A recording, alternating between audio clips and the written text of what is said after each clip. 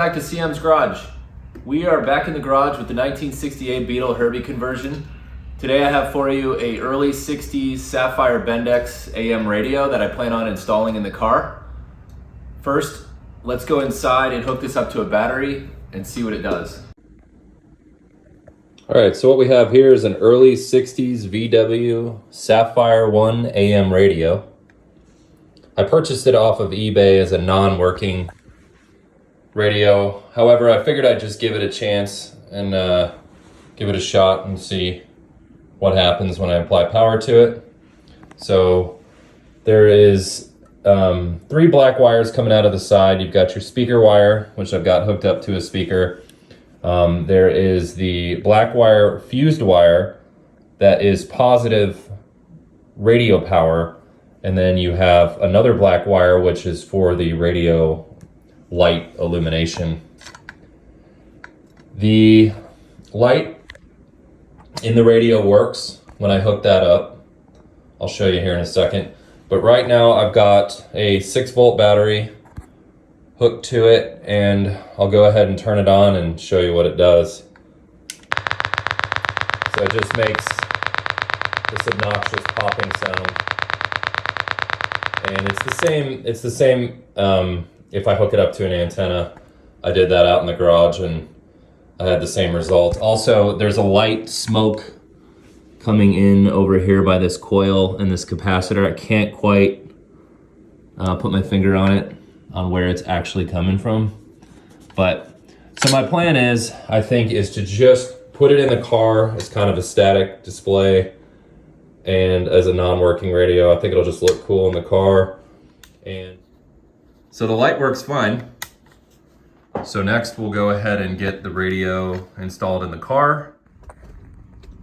Before we get to installing this radio, I need to remove the block-off plate, and we'll go ahead and do that from the inside under the hood. Okay, so in order to remove this block-off plate, we've got to twist these little tabs, and then it just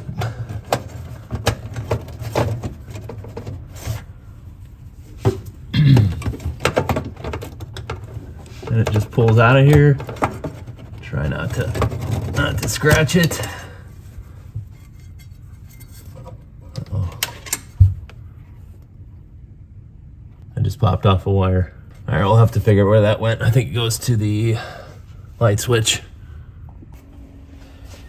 So here's the new plate that gets installed from behind the dash. The new mounting plate for the radio.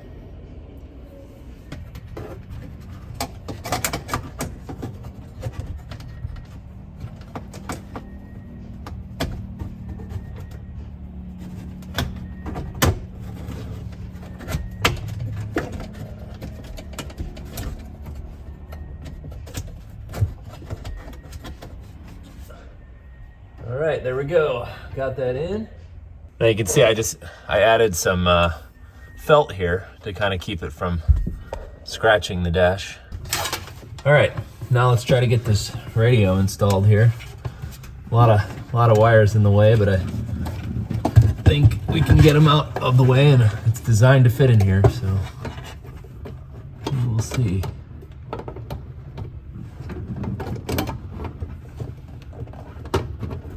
Way or the other. I went ahead and pulled the radio out. I've run into a problem here. The radio won't sit straight. It keeps wanting to flop down because it's bottoming out on the windshield wiper motor. And I feel like that's probably because this radio wasn't designed to fit in a 68. So it's bottoming out here, which doesn't allow it to mount straight. So what I'm gonna do is, this windshield wiper motor doesn't work anyway, and I know there's some different designs for aftermarket ones. So I'm gonna go ahead and pull the windshield wiper motor out, and we'll figure out something different with the windshield wipers. If I have to just static mount them, just for looks. I don't drive this car in the rain anyway, and like I said, they're not working. So let's go ahead and pull out the windshield wiper motor and assembly and see if I can get the radio to fit better.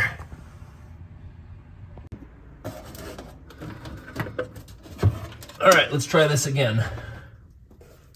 Now that we've got the windshield wiper motor out of here, and I got my mounting bracket correctly sized, I think that should go in straighter now.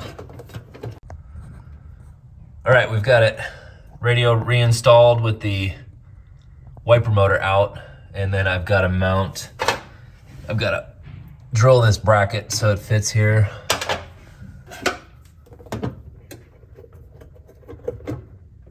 Nice.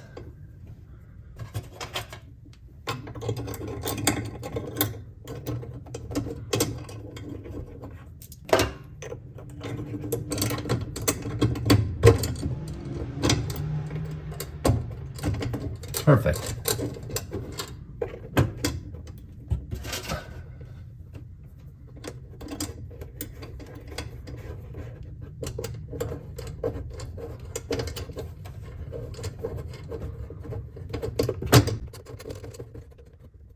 All right, we'll leave that a little loose for now. We'll get the mounting plate on the front, and then we can tighten it all up.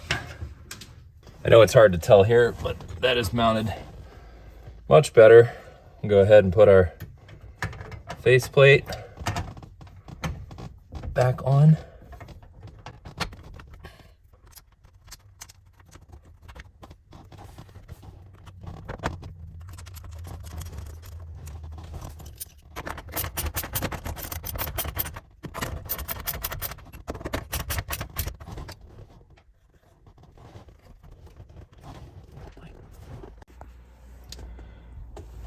I think I got it in there straight, so let's go ahead and put the knobs on.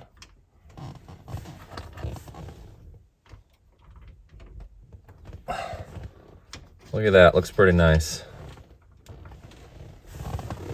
Now one of the little tabs broke on this right side, so this thing, well, seems to go on. Yeah, we'll just leave it like that. Get the knob on there.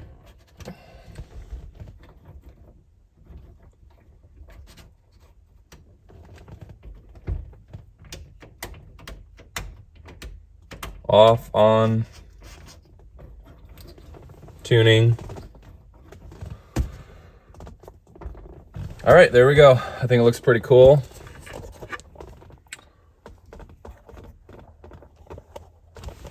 Adds a lot of character to the interior.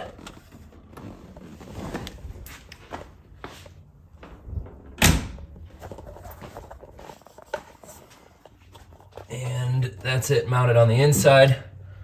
I'm gonna go ahead and cinch up these wires that I'm not using somehow, fasten these up, secure them, kind of clean this up a little bit, get my glove box back in. All right, so the wires that are not being used, we've got our 12 volt or 6 volt radio power. So I'm just gonna put some shrink tube on it.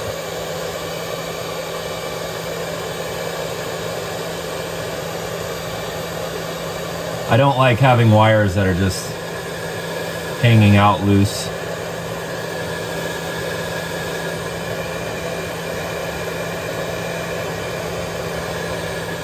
Well, there you go. The Sapphire one is installed. I'm really happy with the way it looks. Even if it doesn't work, that's okay. It adds a lot of character to the car. Something else I did recently was add these early 60s, mid 60s window cranks. So one project at a time, it's looking more and more like a 63.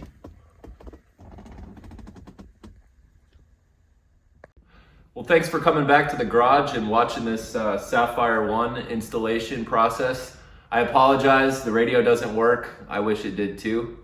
I do have another radio coming from eBay that I ordered for parts, potentially. If you guys know what could possibly be wrong, there's not a lot on the internet out there. It seems like a lot of people have just kind of ditched these radios and gone to the Wi-Fi capable ones. So if you know what's wrong with it, I've got a parts radio coming. Maybe I can get it fixed and get it working.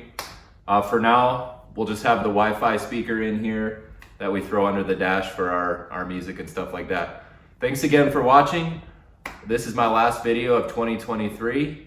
I'll see you again in 2024. Stay with me here. We'll go for a little short ride.